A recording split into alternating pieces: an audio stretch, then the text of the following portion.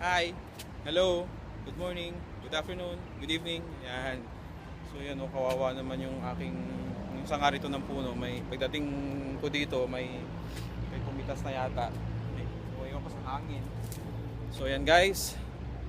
Alright, buka ko na ng konti. Yan. Good morning, good afternoon, good evening. Yan. Kung anong oras yung napapanood ng video na to, maraming salamat for dropping by. Again, nandito tayo ngayon sa aking segment, Reflection at 15. At kung saan ay of course ito ang babasahin natin yung The Genius of the Poor. Alright, so nandito na tayo ngayon sa Another Kind of Hero. So okay, so masarap dito sa kasi marami akong naririnig na mga ibon. May mga puno rito. Parking lang ito ng park as usual dito sa aking usual na nagbabike ako, nagja-jogging. So okay, so tirahin ko na. Manig kayo. Okay? So, another kind of hero. So, I'm not sure if you will find my story interesting. Ito yung last time yung pumunta si Tom sa bahay ni Benji. He tells me depreciatingly after he arrives back from finishing a 12-hour shift on a construction site in Manila. The 2-hour commute home means we do not actually sit down together until late in the evening. Alright? So we go inside Benji's home, a dimly lit shack which, although impossibly cramped, is actually far tidier than I had envisaged or envisioned it is to be looking from the outside. I even spot a plastic model of Eiffel Tower, the only ornament to stand out amongst a carefully arranged collection of basic kitchen utensils, clothes, and one large sack of rice. Okay? So Benji begins his story not here in Metro Manila but in his native Mindanao. More specifically, many of Benji's most formative years were spent near a dump site. Born into a day-to-day battle for survival, he would head there every day from the age of 6, scavenging for scraps which he could then sell to earn little extra change for his family. His efforts, however, were not greatly appreciated by his father, who, every time he get drunk, would beat Benji up, insisting that the boy was not his in the first place. Hala, meron palang ganun.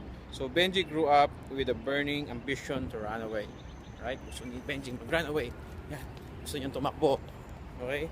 So I know I just had to escape him, and the place I wanted to go was Manila. Sa Mindanao siya noon. So from the loose chains he made at the dam site, Benji began to put a small amount aside and to plan his escape. Aged just 13, he fled home and boarded a ship bound for a capital, arriving there 24 hours later.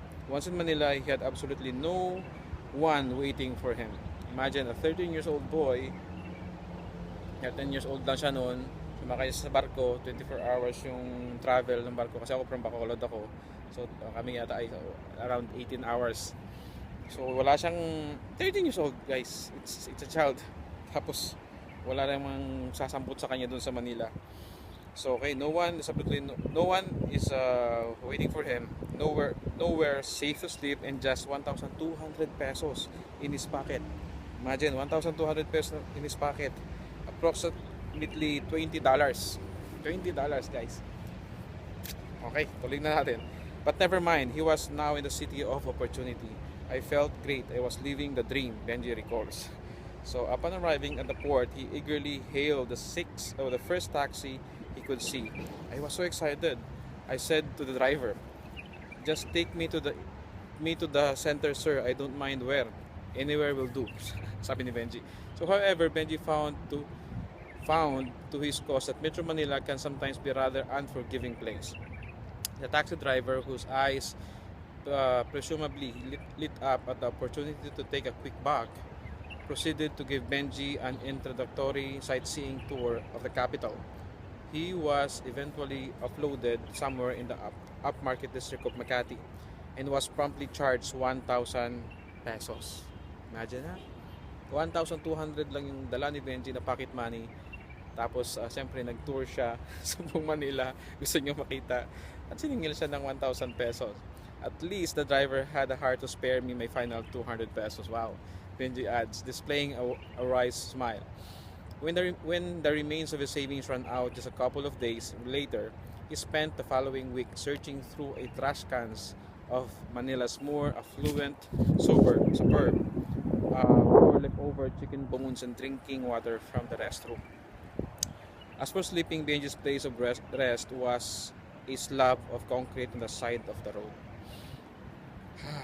Just as it is for a estimated 1.5 million other children living on the street of the Philippines.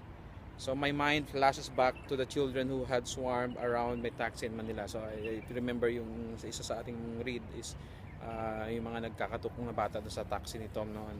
So a few weeks earlier, that day I stared at their disheveled, malnourished appearance and wondered how they might survive at all. And yet here is a young man who has not only survived those tough times but offers me now such warm friendship and an ironic sense of humor. Right. Okay. So guys, tigil na tayo doon. 6 minutes na tayo. Tomorrow naman yung the poor are not lazy. So, another kind of hero. So, imagine you guys, ako siyempre, as what we read, yung ating narinig, yung reflection ko is how Benji, alam mo yung leap of faith yung ginawa niya, yung he's just 13 years old and he wanted to change his life. Meron lang siyang 1,200 pesos sa pocket niya and at lakas ng loob at pananampalataya na magiging okay yung buhay niya.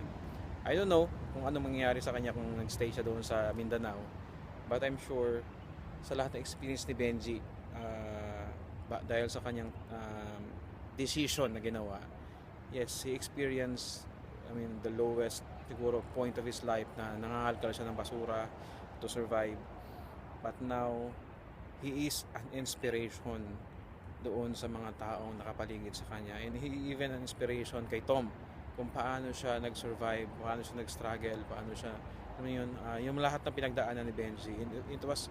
And he is still thankful sabi nga ni Tom, he has a humor, masayahin pa rin siyang tao regardless of all those things. So yeah, so siguro yun ang reflection natin. So whatever nasaan man tayo ngayon, if we are like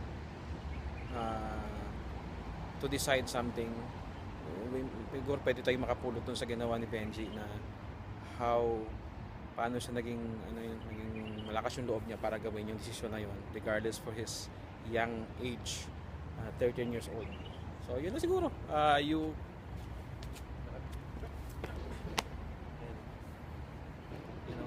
ko na. So bahala na kayo mag-reflect for that particular read. So 9 minutes na tayo. So yun, see you na lang ulit sa next read natin sa Reflection at 16. Guys, 23 na ba ngayon? Yeah, 23. So advance Merry Christmas and a Happy New Year. Maraming salamat for watching, and please share this video and comment as well if you have something to say.